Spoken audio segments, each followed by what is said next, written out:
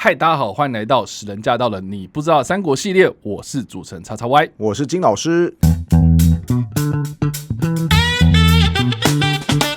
好的，欢迎回到我们的节目。我们这一集要来聊聊的是《三国》这个电视剧的第34集。在这一集的内容当中，我们看到孙策他在打猎的过程当中遇到了仇家报复，身负重伤，最后挂了。那在死前呢，他将江东呢托付给他的年轻的弟弟，也就是孙权这个人身上。那这一集我们就来好好聚焦有关于孙策跟孙权这两兄弟，他们当时是遇到了哪些状况？我们把时间交给金老师喽。好，这边要说啊，我觉得《三国》这个电视剧大概为了精简篇幅，其实孙策的部分描绘的很少，因为孙策他其实观看他的历史记录是一个非常精彩的人。你想想看，他当年才10几20岁，面对他的父亲猝死，后来他决定要脱离袁术，其实一开始的部队也才几千人而已，结果短短几年时间，他就打下江东当时各大军阀，他其实是一个非常有能力的将军。但问题是呢，这个人他的确有能力，而且历史有描述他美姿颜好笑语，就是说这个人长得也很帅啊，很喜欢说一些风趣的话啊，所以有些人遇到他的时候就会觉得说，哇塞，这是我心目中的明君啊，偶像啊，很愿意为他效命。但问题是，他这个人也有一些个性上的短板，或是说缺点。什么问题呢？就是他这个人行事作风太过于刚猛，有的时候又显得暴力。比如说他在平定江东的过程当中嘛，偶尔也会想要摆出一些我礼贤下士啊，我礼遇江东人才啊，但往往他自己那个个性突然火气一上来，反而就把他原本看中的人给杀了。比方说在历史有记录，有一个人叫做高岱，孙策听闻说这个人对于左传很了解哦，快来快来把他请过来，我想跟他讨教有关于左传方面的知识。结果高岱过来之后，就有人告诉高岱说，哎呀，我们这个主子啊心高气傲的哈，你待会跟他在谈论学术的时候，不要显示你高人一等，你要显示说啊，我其实不如孙策这个样子，这样子才会讨领导欢心嘛，对不对？是是是，你觉得这个建议怎么样？我觉得这个建议不错啊，他基本上就是在建议他说，你等一下那个光芒不要抢过孙策就对了嘛。对对对，所以高岱也觉得说很有道理。所以呢，等到他真的跟孙策一起谈论左传的时候孙策就说，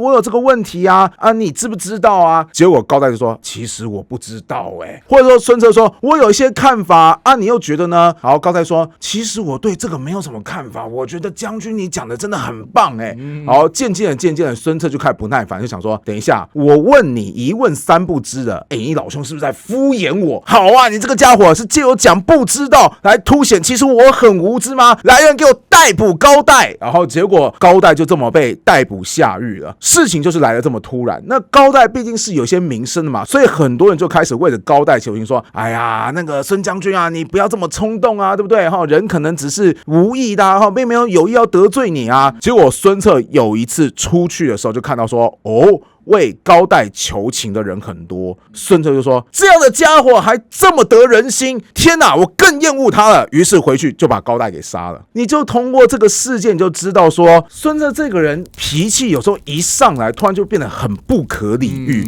所以他在镇压整个江东的过程当中，往往就得罪很多人。其中一个人叫做谁呢？吴郡太守许贡。你光从他的官职就知道，他在江东当地也算是个地头蛇嘛，对，他对于孙策这个外来户其实就没有很开心，所以他有一次竟然上书那个东汉朝廷，就说，哎呀，我觉得孙策这个人就跟古代的那个项羽是一样的霸气外露。那现在这个样子呢，看起来他已经有割据江东势力的打算了，所以我觉得朝廷你应该尽早把孙策调离江东，不然孙策要是在江东生了根，以后他就形成一个很难对付的军阀势力，朝廷你要后悔就来不及了结果这个消息呢就被孙策给截获了。孙策就表示，你既然想借朝廷的名义把我从江东给调离，你活腻了是不是？二话不说就把这个许贡给杀了。当然我们平心而论，就是许贡的建议如果成真的话，对于当时的孙策来讲可以说是灭顶之灾，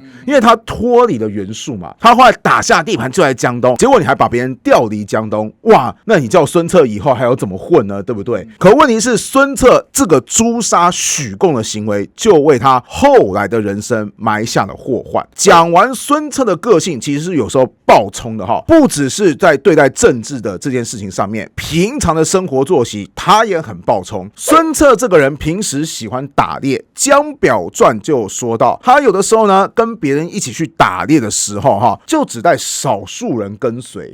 那带少数人跟随其实已经有点危险了，偏偏他自己骑的马特别的好，他又喜欢打猎嘛，对不对？所以一看到猎物追，唰冲出去，旁边的人连追都追不上，就形成自己一个人打猎的状态。当时啊，曹操的谋士郭嘉听闻了这件事情之后，就曾经给过一个评价，叫做：哎呀，孙策这个人哈，他虽然是个英雄豪杰，但问题是呢，平常这么的轻率，然后又不对自己的人身安全做一些防备，就算他掌握了100万之众，有什么用呢？只要他有一个疏忽，他可能随时就会被刺客暗杀。为什么郭嘉会特别提到孙策呢？那是因为曹操其实得知了一件事情，那个时候曹操正在跟袁绍进行官渡大战，当时的主力都压在官渡前线嘛。那其实负责安置汉献帝的许都就非常非常的空虚，孙策就曾经有企图率领精锐部队突袭许都。这边可以看得出来，孙策本人的战略眼光也是非常的宏伟的，他也想到说，你曹操可以奉天子以令不成，那为什么我孙策不可以呢？那我孙策有没有这个机会？当然有，因为你平常主力部队如果驻守在许都的话，我或许还很难动手。现在你许都空虚啊，我就不信我这个时候突袭，你曹操还能防备我。那事实上，曹操听到这个消息就很担心，就问郭嘉说：听说孙策他有动作，孙策这个人非常果决的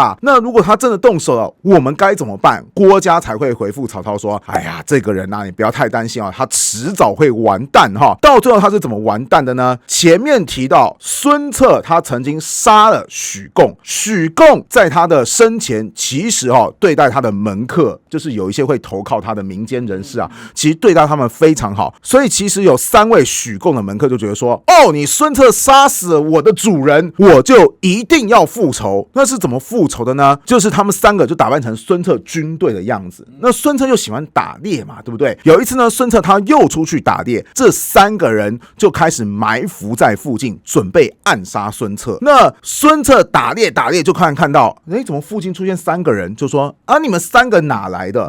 好，这3个门客说，我是你们手下大将韩当将军的新兵。孙策就说，不对啊，韩当的兵我认识我怎么没看过你们呢？然后孙策突然就意识到说，等一下，你们是不是刺客？唰，一箭就射过去，3个人当中就有1个人倒地了。其实我觉得孙策的反应已经很快了，是啊，有没有？是啊，是啊。你想想看，这个人多厉害！就是人家盖你说，我是某某部队的人，如果是你遇到，你会觉得怎么样？对，那么多人，我怎么可能认得出来？可是孙策可以立刻认得出来，而且下意识就想到说，这是刺客，一箭射过去，他已经射倒1个人，其实很厉害，对不对？不好意思，人家是3个人集体做事嘛，所以1个人倒下，另外2个人也立刻开弓射箭射向孙策，结果孙策的脸颊啪就正中1箭。这个电视剧就有演到这个部分，其实蛮还原的。对，所以等到孙策后续部队赶到的时候，即便把另外2个刺客也给挂掉了，但是孙策他已经身受重伤了。果然就如同郭嘉所说，就是你看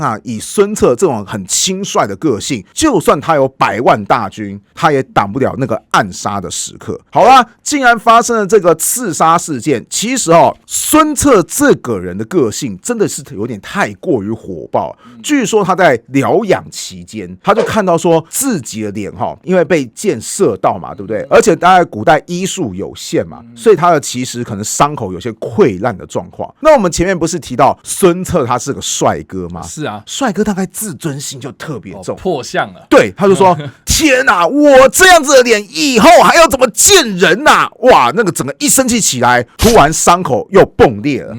本来你就伤势严重了，这一个火气再一上来，整个病况开始急剧的恶化。渐渐的，孙策也知道说我看我是不行了顺带一提，那一年的孙策多大呢？26岁。那很年轻哎。对，所以只要我说一句话，年轻人终究还是年轻人太冲动了。著名的电影角色讲的话还是非常有他的道理的。是。好，总之26岁的孙策此时已经要到人生的尽头了，那怎么办呢？就他只好交代后事了哈。当时他就想说，我的孩子年纪还小，对不对？那我就不能传给儿子，只能传给弟弟。那当时孙策有2个弟弟可以选择，一个是孙权，另外一个是年纪更小的孙毅。但好玩的一点是，孙权的个性在几兄弟当中比较稳重，孙毅的个性则跟孙策一模一样，就是更年轻版本的孙策的意思。那就更冲动的意思，也可以这么说。当时呢，孙策就在想说，我要把权力过继给谁的时候呢，他有一名手下叫做张昭。张昭就建议说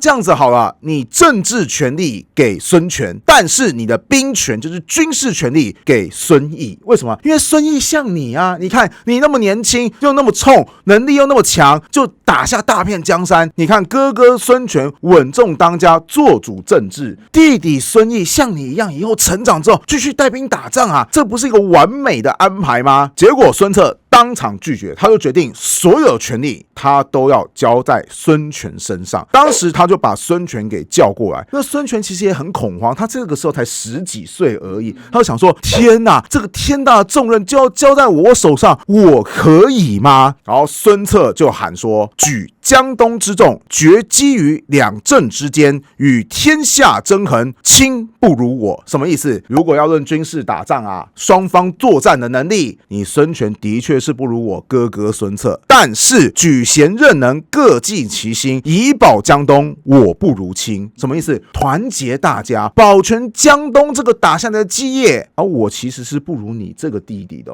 所以其实孙策算是给孙权一个很高的肯定或是评价，也可以算是一个安慰，说弟弟不要紧张，哥哥相信你一定可以的，就算不可以你也必须可以，因为哥哥我快要挂了。其实有的时候孙策大概也觉得说，这个时候选孙权有点无奈，毕竟人家才10几岁嘛，对不对？天下大事说变就变，哪有什么办法呢？对不对？所以孙策后来还把张昭找过来说，若众谋不任事者，君便自取。什么意思？我这个弟弟如果他后来干不好的话，我们江东集团干脆交给你张昭做主好了，能够保全就保全，不能保全那就投降中央好了。意思就是说，如果孙策他真的完全信任孙权的话，他怎么可能讲出这种话？他应该也是觉得说，对啦，我觉得弟弟你很有潜力啦，可是你才10几岁，谁知道潜力一定可以转换成为能力呢？所以只好把当时他最看重的大臣张昭找过来说，他不行